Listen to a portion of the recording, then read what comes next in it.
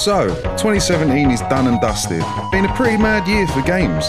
We've got a new console, a shit ton of one-player story-driven games, Japan seems to be on top again, and games from the West are being turned into glorified fruit machines that you don't win any money from.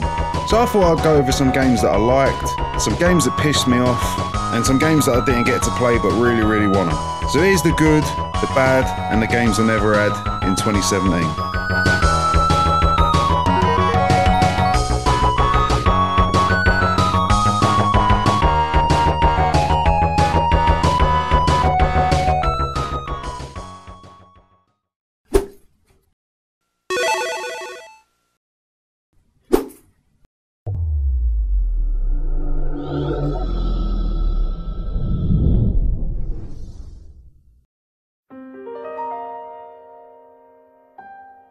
I originally bought this game on the Wii U. After playing it for a few days, I couldn't seem to get that same hook that everybody else seemed to get.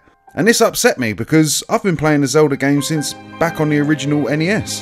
Having a game that literally brought back the style of the first game in the series but turbocharging it for the current generation seemed to be too good to be true, and for a while I felt it was. I'm not sure if it was just using the Wii U gamepad or the game's performance that just pushed me away, but there was something that just made me give up on the game. That was till I got a Switch. Everything that seemed to be biting at my toes with the Wii U copy was gone, and now I'm fully addicted to this game. This title seems to have all the tropes from open world games, but reinvents them so they're not boring and feel like you're repeating yourself. This is not only one of the best games that I've played this year, but potentially one of the best open world games that I've played.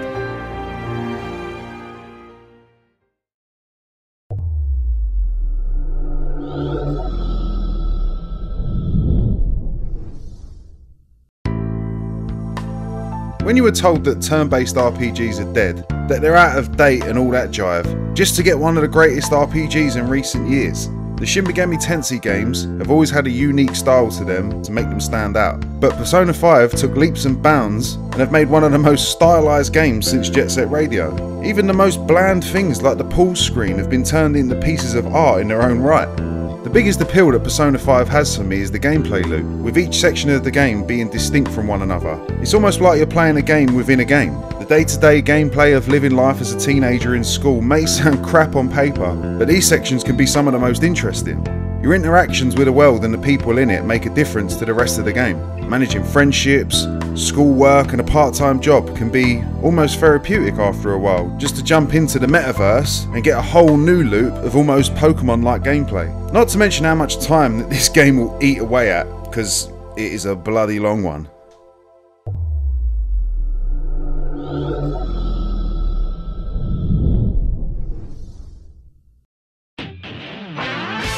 A game that I didn't know I needed. Being a long-time fan of the series and generally not being a fan of prequels, just like Metal Gear Solid 5, being 5 games into the series, the prequels seem like they're shouting out that they're running out of ideas, but boy was I wrong.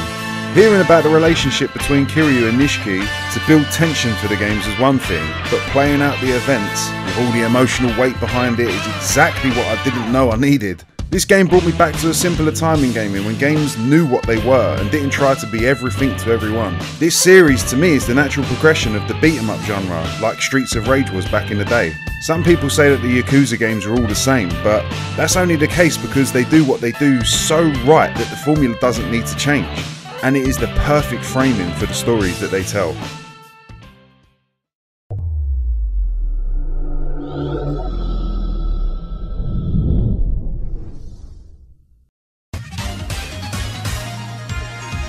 Being able to make it feel like it was Tuesday the 24th of November 1992 again is a very big deal for me. For those who don't know what the fuck I'm talking about, that was the original release date of Sonic 2 in the UK, being dubbed Sonic Tuesday. Sonic 2 has been one of my all-time favourite games ever, to the point where I still play the game on a regular basis, going as far as to get the Android remaster working on my PC so I can play the game in full widescreen in 1080p. Sonic Mania ticked every possible box that could be ticked when making a classic 2D Sonic game, with some new features just to add the cherry on top of the cake. With this game being real, I'm able to delete all the silly 3D crap that Sonic Team have come up with from my brain, and I can fill it with another 20 odd years of playing Mania instead.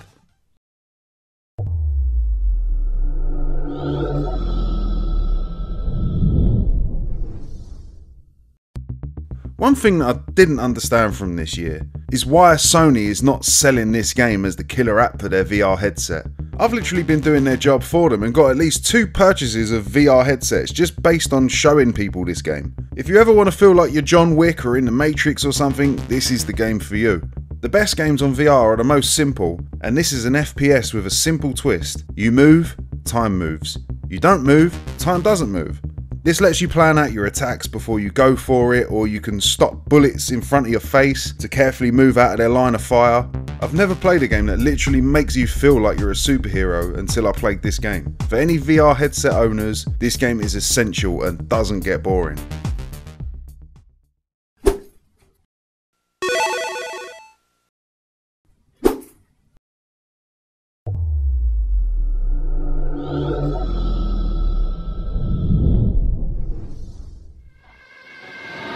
So this game pissed me off, because it felt like a downgrade from last year. The change from 2K16 to 2K17 brought a ton of fixes and changes, making it a clear upgrade from the year before. It felt like a brand new game. But 2K18 on the other hand, just seems to be a new iteration of the last title with graphics that made everybody look like cartoon characters. Just look at the difference between them.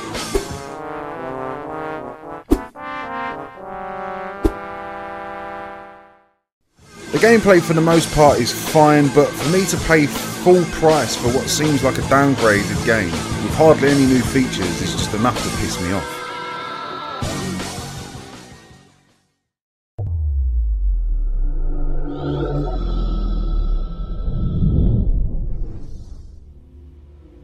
Right, I'm probably going to get a bit of flack for this, but I think that Hellblade: Senua's Sacrifice was a crap game. I'll give the game praise where it's due. For the small team and budget, the game looks stunning, and they did a real nice job with the sound design and all that jive, but the game was just boring as fuck to play. It amounts to just playing with shapes and timed button presses that passes off as fighting. The fights are basically QTEs without button prompts. Again, for what they was working with, they deserve a pat on the back, but I'm not going to act like I enjoyed the game just because it was supposed to be making some sort of statement on mental health.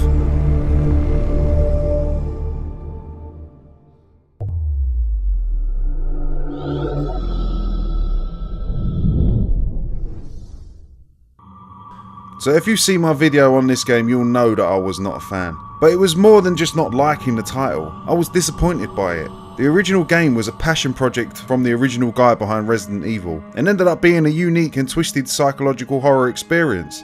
And then comes this game, that I wish I was a Last of Us clone. It felt as if all the life was just sucked out of what the game could have been. Like, check out my video if you want to see my full thoughts on this piece of rubbish.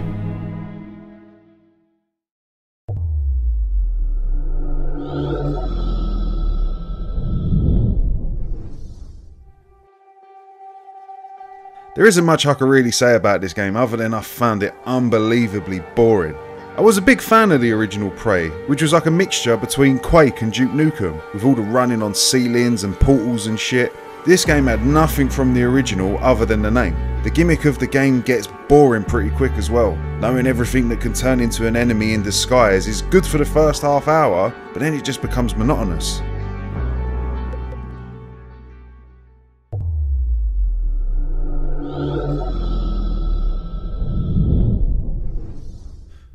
Right, I didn't play this game, but you killed the series.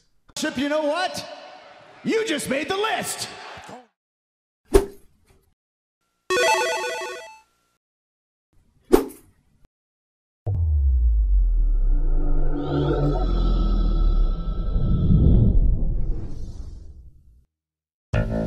So when you put out a game and market it as Twin Peaks meets the X-Files meets old school LucasArts adventure games, I am sold instantly.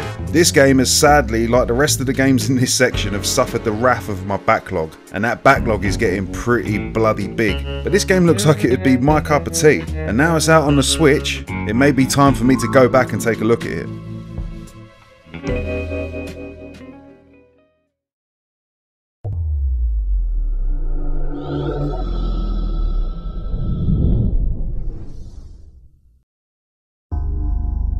I'm really upset with myself that I didn't make time for this game in 2017. When different games like this come about, I normally jump at them. I played through the first section of the game and what I saw was, I don't know, it's just weird. You play as Blind Fury Roy Batty Actorface, and you're some kind of copper that investigates people's brains by hacking them. Do I really need to say more about this game to sell it? With his crazy cyberpunk look and it starring Rutger Hauer, the bloke that was the bad guy from the movie that started cyberpunk, is definitely a game I still want to play.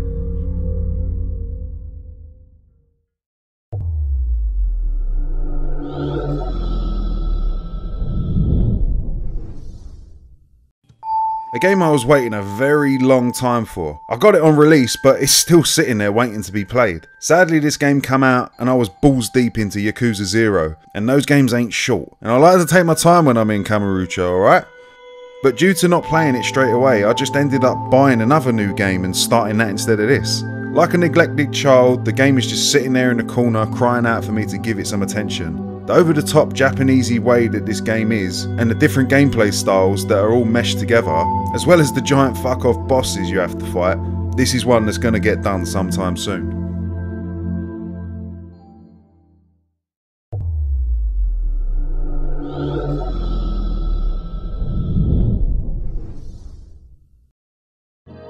A Suda51 classic from the PS1, remastered for modern machines. I originally found out this game from watching 4 High Hills video on it, and have wanted to play it ever since. If you haven't already, go check out his channel. I'll put a link in the description.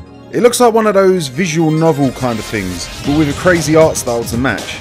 I don't know a hell of a lot about this game other than what was in 4's video, so if you want to find out more, go check it out.